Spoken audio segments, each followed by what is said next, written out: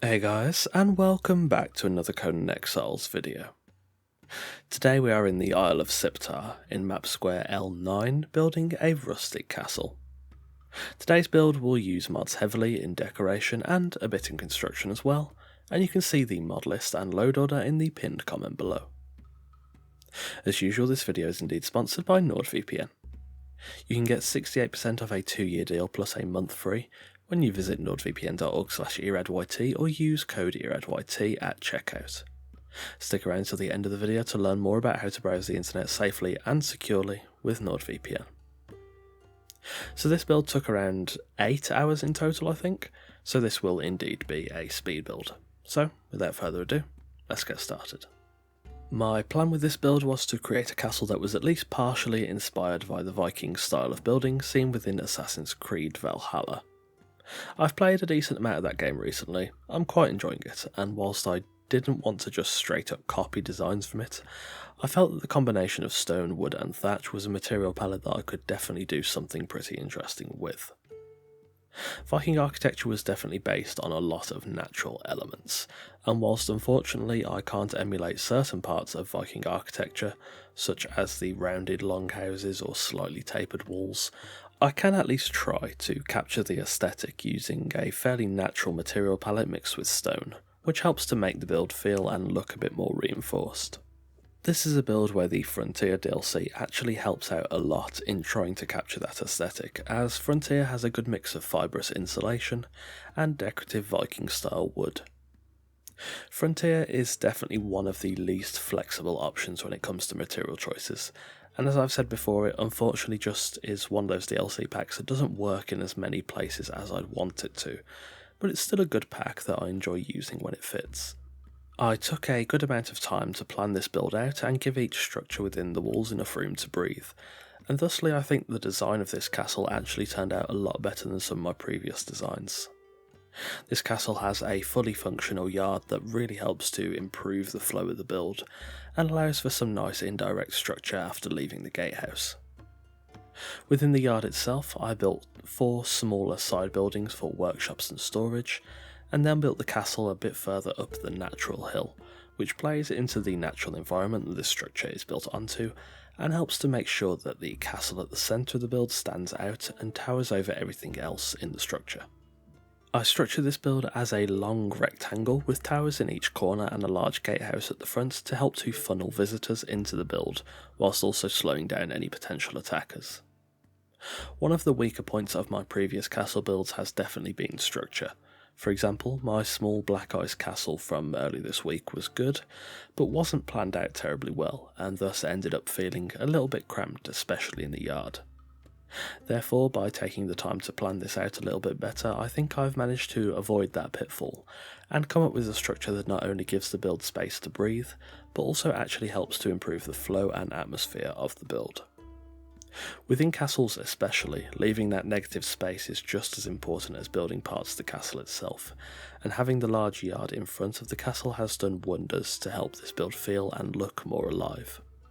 Lore-wise, the idea behind this build was that, after being stormed by a Viking raiding party, this castle was converted into a Viking stronghold. The frontier and thatch pieces are designed to be additions onto the original arena structure of the castle, whilst the main keep itself remained pretty much intact, hence the use of arena and stormglass within that building. A stormglass is a material I've not used anywhere else in the build.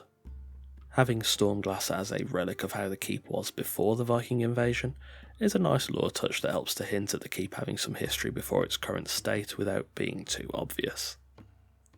I did initially mix some frontier into the keep whilst building it, though I would later remove and replace any frontier with stormglass to fit into the lore. This is a really basic castle structure in general, as it's basically just a long rectangle with a square on either side, but I think it actually works quite well and doesn't actually appear too boxy. In retrospect, maybe I could have added a tower or two to the keep itself, and that could have helped to put the cherry on top of the proverbial cake, if you will, but it's not a glaring issue, and the keep itself definitely feels and looks powerful and imposing, which definitely helps the atmosphere of this build. Anyway, I think that is about all I have to say for this build. I'm actually quite happy with how it came out. I think it's my best designed castle yet. As with my other speed builds, I will be back for the Furnishing Phase where we'll walk through the finished build. Don't forget, you can get 68% of a 2-year deal with NordVPN when you use code ERADYT at checkout, or visit nordvpn.org/ERADYT. Enjoy the rest of the construction, and I will see you in the Furnishing Phase.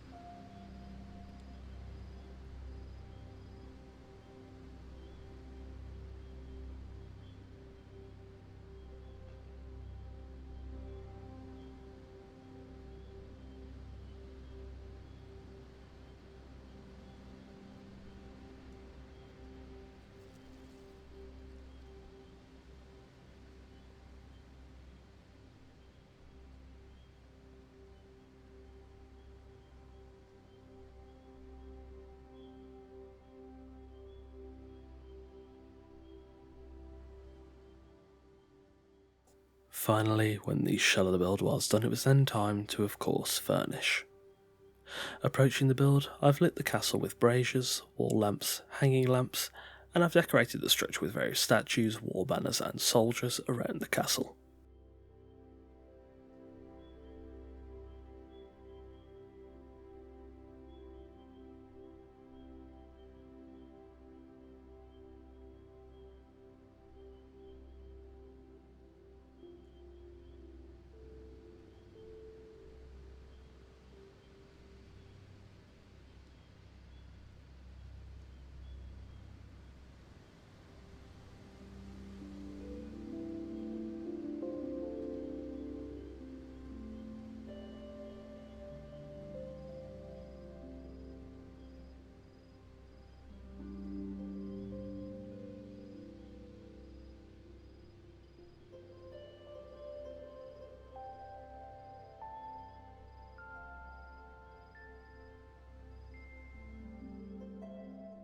Entering the yard of the castle, the keep looms above the rest of the structures within the walls, and the yard allows plenty of space for all the different buildings to breathe.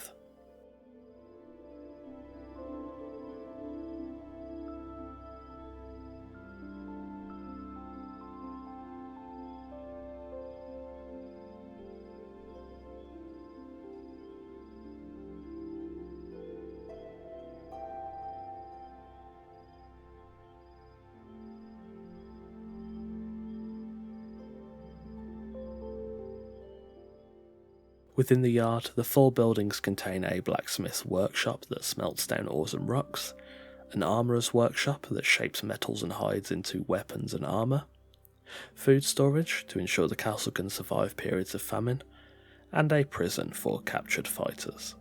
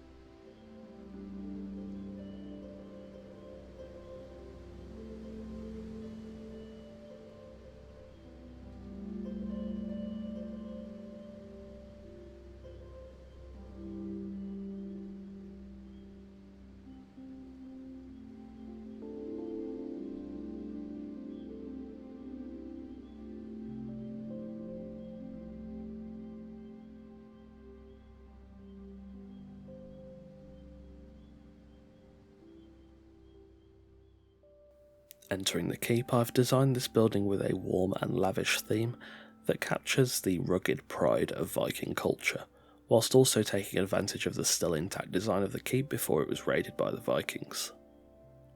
I've designed the keep to provide the necessary amenities to those within, including a large dining room, a kitchen, a library, servant and soldier bedrooms on the first floor, and a master bedroom high above the dining room.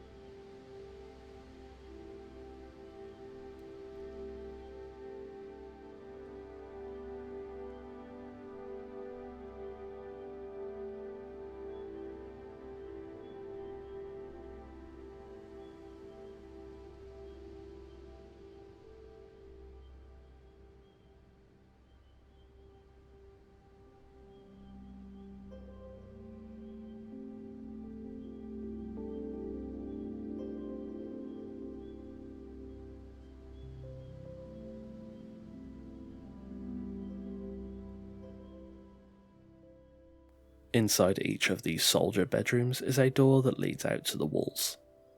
The walls surround the structure within and provide great protection, and loop back around to the other side of the castle, allowing complete traversal of the castle from the main keep itself.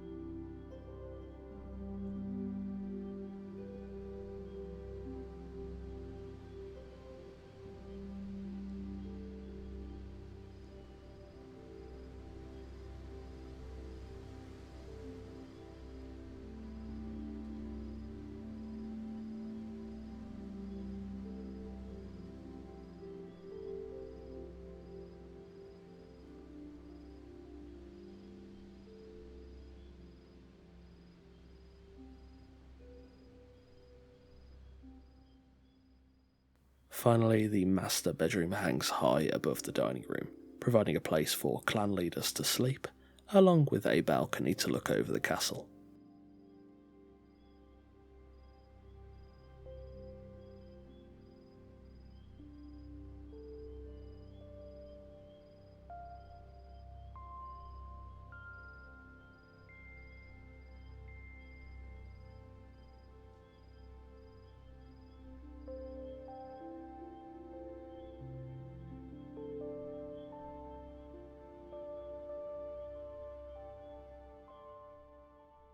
And there we have it, a rustic castle on the Isle of Siptah in map square L9. Thanks for watching. I'm actually really pleased with this build, and I think taking the time out to plan it out properly really helped to make this build look and feel much better than my previous castle designs. As I mentioned earlier, this video is indeed sponsored by NordVPN. If you want to stay safe on the internet and ensure you can't be tracked by shady individuals, all whilst being able to access Netflix, BBC iPlayer, ITV, Hulu, HBO and more regardless of where you live, all whilst maintaining blazing fast internet speeds, NordVPN is the perfect choice for you. When you use my link or discount code, you can get 68% off a 2-year deal, which comes out to $3.71 a month, an absolute bargain price for such a great service that I use almost every day. The software is a small download and it's easy to use. One click and you're both connected and protected, and you have full access to the internet. Nord also has very strict policies on protecting your data, meaning you can browse in confidence.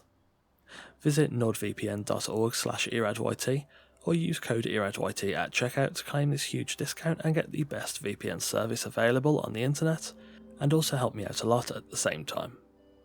As always, thanks to Nord for sponsoring the video. If you've enjoyed this video, leave a like and let me know in the comments below if you have any build suggestions for future videos. As usual, absolutely anything is welcome. Don't forget to both follow me on Twitch and join the fun on our Discord through the links in the description. Again, don't forget you can get 68% off NordVPN when you use code eradyt at checkout, or you can go through my affiliate link in the description and pinned comment below. YouTube is currently my full-time source of income, so if you enjoy the content and would like to help support the channel so I can continue to put out the best content possible, do consider becoming a patron. There are multiple tiers of support from $1 to $20, offering many different benefits from a mention in every video to Discord roles, and even sneak peeks of every new video before anyone else. The link to my Patreon is in the description, so if you'd like to support the channel, feel free to consider becoming a patron. On that note, a thanks to our current patrons Sammy, Sir Dialot, Randar, MK Pantheon, Sergeant Swede, and Shannara. If you're new here, feel free to check out the rest of the content on the channel. There are new Conan Exiles videos coming every Wednesday and Sunday, so if you like what you see, subscribe and ring the notification bell to be the first to see the next video, and to join us on the road to 10,000 subscribers. Again, thanks for watching, and I'll see you soon.